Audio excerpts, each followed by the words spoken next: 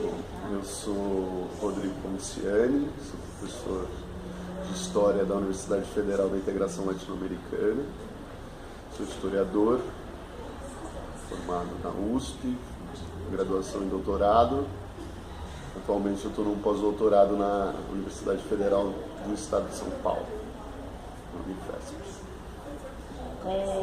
Primeiro, como você vivenciou as jornadas de junho, né? Enquanto historiadora, sua análise, não sei se teve artigos dessa época, se você escreveu alguma coisa. Estava morando em Foz do Iguaçu, a Universidade no Paraná, em Foz do Iguaçu, e eu vinha para São Paulo uma vez por mês, ou a cada 2 meses. E aí começou toda essa ebulição, toda essa movimentação social que chamou muita atenção, porque eu acho que já em 2013 a gente já vivia um certo descontentamento com o sistema político, né? E aquilo não tinha uma repercussão fundamental na própria estrutura política, né? A gente não tinha canais de intervenção social, política mais claros. Então, naquele momento, veio à tona, né, esse descontentamento social, e eu, também curioso como historiador, né, fiquei instigado e com vontade de participar daquilo.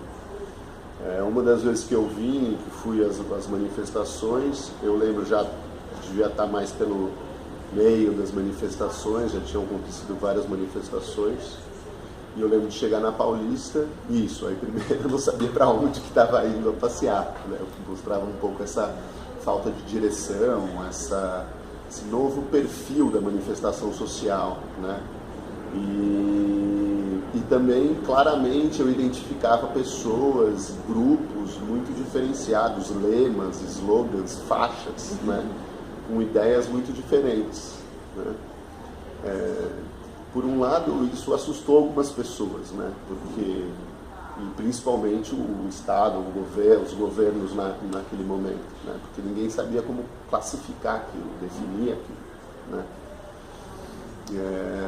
Porque não tinha um comando claro, não tinham representações sociais ou grupos sociais muito bem definidos. Então, acho que foi uma novidade aí bem importante e que deixou todo mundo um pouco atônito, todo mundo um pouco sem saber como dar uma resposta. E dessa contradição, né, observada durante as manifestações, que ela se iniciou com um movimento mais de esquerda, né, o Passe Livre, e depois tinha vários movimentos já dentro cada um não sabia direito qual era o foco. Você pode analisar sobre isso? Algo que iniciou com um grupo e de repente tinha vários grupos lá.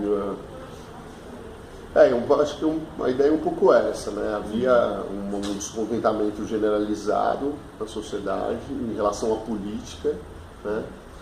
O Marcos Nobre, que é esse autor, que eu acho que é um autor muito importante dessas reflexões contemporâneas, ele usa a expressão de que o sistema político ele estava blindado contra as ruas, blindado contra a sociedade, né? Estava isolado da sociedade, né?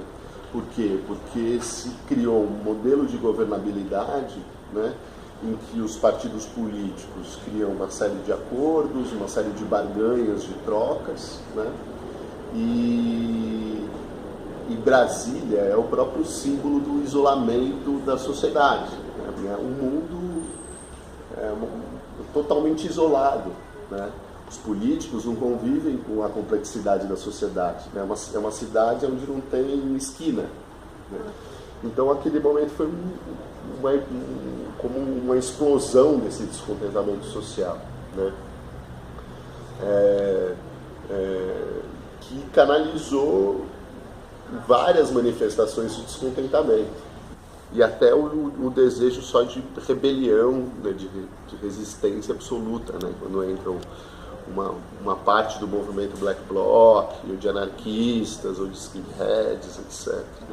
Então, de certa forma, 2013 é a manifestação de um acúmulo e também de uma evolução da experiência da democracia brasileira, né? A sociedade brasileira dizendo, não, nós queremos interferir de fato. Nós não queremos esse sistema político, essa democracia meio mais ou menos aí, sem vergonha, já não serve mais pra gente. Durante as manifestações surgiu uma frase, né, que era "o Brasil acordou, o gigante acordou".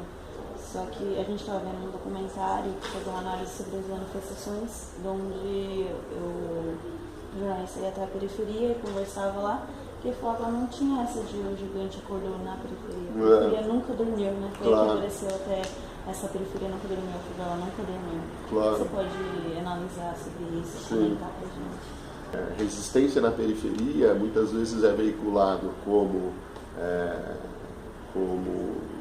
bandidagem, como coisa de bandido, coisa de vagabundo, coisa assim, ou nem aparece na mídia, e a repressão é imediata, violenta e policial. Então, por um lado, as resistências sociais são constantes. O caso dos comitês populares da Copa, que também houve uma resistência, né, durante a Copa das Confederações, né? Também tem muito esse caráter, que eram pessoas que estavam sendo desalojadas para a construção dos estádios, etc. Mostra um pouco como essa frase, né, do pessoal da periferia, que o Brasil sempre teve problemas, né, lá sempre teve problemas, sempre faltava passagem, essas coisas. A carência do Estado é muito mais evidente, né? O Estado se manifesta nessas regiões como violência policial, né? E a inserção que ocorreu nessa chamada nova classe média, né? Milhões e milhões de pessoas que passaram a ter acesso ao consumo, às universidades, a uma série de coisas, e essas pessoas, como assim, né? Aonde estão os meus direitos, né?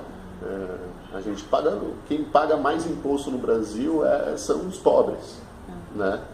Comparativamente, né? Ao mesmo tempo que os direitos trabalhistas agora foram caçados ou acabados, foram massacrados pelo governo Temer, a gente tem o perdão da dívida dos ruralistas de mais de 16 bilhões de reais, né? Então, essa nova classe média também passou a reivindicar os direitos e a se posicionar de uma forma mais, né? Então, qual a qualidade da saúde que a gente tem, né? A gente paga por isso, né? E esse sistema político está a todo momento degradando os serviços públicos, né? Então, eu acho que esse ponto aí do que é o Estado para a gente, né? Como que a gente experimenta o Estado, é uma sensação muito frustrante, né? Quais foram os desdobramentos, né, de junho de 2013?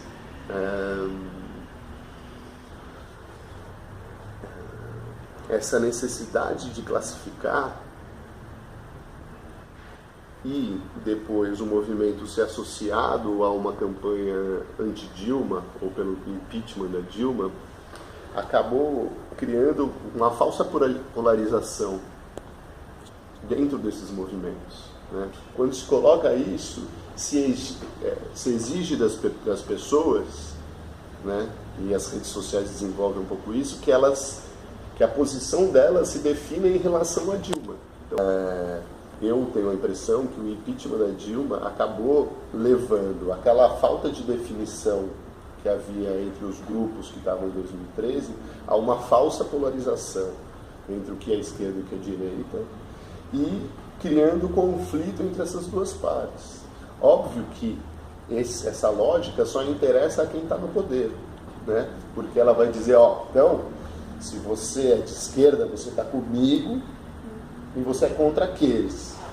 E o maior desafio que a gente tem atualmente é criar os canais de comunicação dentro dessa insatisfação, né? E essa polarização, além de ser um ganho para os políticos, né, porque eles ganham fãs, basicamente, também é uma distração, né, para o povo que deveria estar conversando de fato. Exato, é um pão e circo, né, é uma guerra, né, propõe a guerra, o ódio, incita o ódio, né. Criar, por exemplo, uma pauta comum de reivindicações, o que a gente tem em comum? Bom, você tem uma posição diferente da minha em geral, tal, mas a gente não consegue ter pautas comuns, né? E, novamente, no meio desse mundo de polarizações, que de fato elas só interessam esses grupos que, na verdade, não são nem de esquerda nem de direita, porque eles estão juntos no poder, eles estão só se revezando no poder, né? Além deles, também cria uma expectativa de um herói salvador, né? Que ora é o Lula, agora o herói é um juiz, né? Ou no Ministério Público, né? Então, um Dallagnol, assim, o cara aparece, né, com 130 medidas para acabar com a corrupção, como se o cara fosse acabar com a corrupção, né? O Dória foi também. Isso, aí fica todo mundo querendo se apresentar ou como o herói da esquerda ou o herói da direita, né? Para acontecer uma manifestação como essa novamente. Então, essa nova manifestação seria também que nem a antiga, cheia de grupos, um para cada lado? Você acha que, ou agora teria já uma grande esquerda levando essa manifestação, uma grande direita? Então, o sistema político já está sendo visto como um todo como uma negação, né? Isso vai ter repercussão no momento da eleição de 2018, né? A tendência vai ser apresentar essa eleição como nessa lógica da polarização. Então você vai ter lá um Dória e um Lula querendo vender o peixe do tipo, ou você está com Deus ou você está com o demônio, né? Só que eu duvido que qualquer um que ganhe essa história vá de novo promover uma transformação dentro dessa estrutura política que está gerando um descontentamento social profundo, né?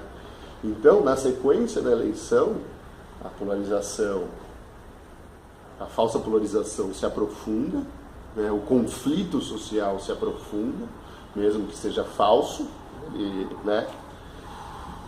E as manifestações sociais vão voltar, né? Porque o descontentamento vai continuar se não houver alteração política de fato, né? E aí tem que ver como que vai ser isso, né? Se ela pode ser uma nova mobilização, já com uma nova experiência a partir de 2013, como que ela cria articulações políticas para criar reivindicações e pautas de ação, etc., né? Na época começou com 20 centavos, né? Ninguém esperava, assim, nossa, e agora tanta coisa está acontecendo e nada, ninguém se pronuncia, né? Mas está todo mundo dormindo com a cabeça pesada, assim, está todo mundo incomodado com essas coisas, assim, né? E enquanto isso, né, eu acho que a gente tem que pensar nessas coisas, né? Conversar entre a gente, né? Pensar em formas de mobilização, porque elas estão se reconfigurando, essas novas formas de organização, de mobilização, porque também, por muito tempo no Brasil, se tinha uma expectativa, né, no Brasil e no mundo, uma perspectiva histórica assim, a revolução, né, como uma coisa que vai mudar o mundo inteiro, vai mudar todo o sistema. Atualmente, a gente tem valorizado também muito as mobilizações cotidianas, né? Os grupos sociais no cotidiano, na sua faculdade, na sua rua, né? A política se faz, né, em todas essas instâncias, né? E se a gente cria, né, formas de associação, né, e de reivindicação interessantes nesses âmbitos, talvez isso seja um meio de transformação tão importante ou mais importante do que essa utopia, as utopias das revoluções, etc, etc.